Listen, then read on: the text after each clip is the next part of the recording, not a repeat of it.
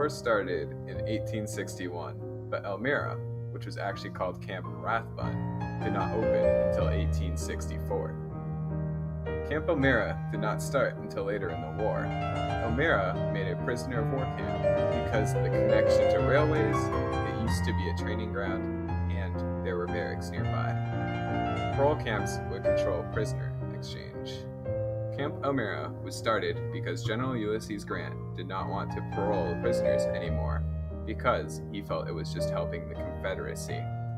It made an effective prisoner camp because of railroads. The camp was originally designed for about 5,000 people. The men of the Confederacy would get captured just to get paroled home. This began the legend of Elmira, or Helmira as the inmates called it. It opened in 1864 due to parole camps ending in 1863 with the Emancipation Proclamation because the South refused to trade black soldiers and their commanders. It was a war of attrition, and the exchange brought back Union soldiers in poor health and refused to return the ones who led black regiments. Overcrowding was a major problem in the camp, and there was over a 24% death rate. Fewer than 20 prisoners escaped, and inmates who broke the rules had to wear barrels for shirts with a sign of their crime.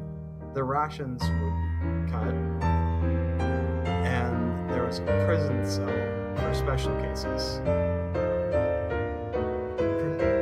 Prisoners were also dressed up in a motley assortment of very beat up and ragged clothes. After the war ended on May 9, 1865, most soldiers were released, but not all left until September 27th the same year. Once the camp was no longer necessary, the camp was demolished. The memorial for the camp is 2 miles away at the cemetery where the prison kept the dead prisoners. According to the Chemung County history, at the time of the prison camp in Elmira, the North was right and the South was wrong, and the prisoners were treated accordingly. For over 130 years, the mistreatments of prisoners were dismissed as rumor until recently when personal accounts of the times at Elmira were found.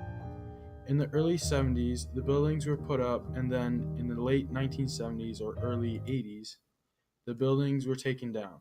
Since it was known to be a historical building, the owners donated it to the local living history group. The building was deconstructed board by board, and each piece was numbered so they could eventually be put back together. Today, people are trying to bring the buildings of the time back and to turn them into a museum-like park. We're trying to preserve that history as much as we can and be able to show the public what it was like living back in the Civil War. Some of the hardships that both sides had to endure. The Elmira community is trying to preserve the history of the war. All right, so hit end recording.